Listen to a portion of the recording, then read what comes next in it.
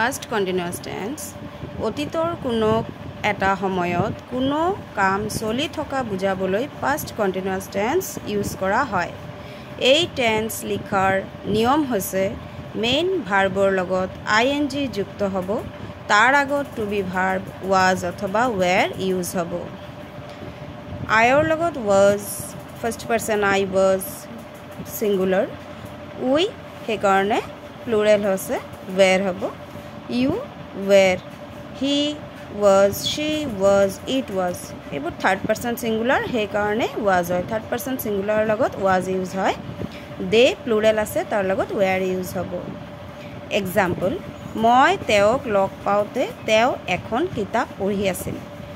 তেওঁ সেই সময়ত কিতাপ পঢ়ি আছিল সেইকাৰণে এই সেন্টেন্সটো past continuous হয়।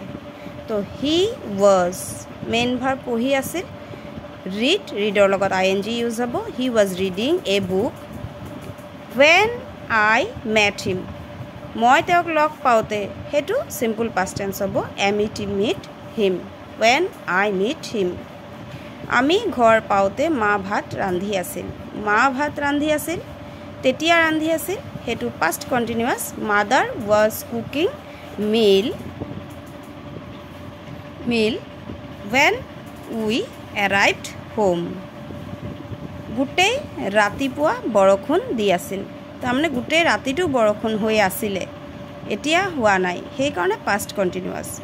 It was raining all through the morning।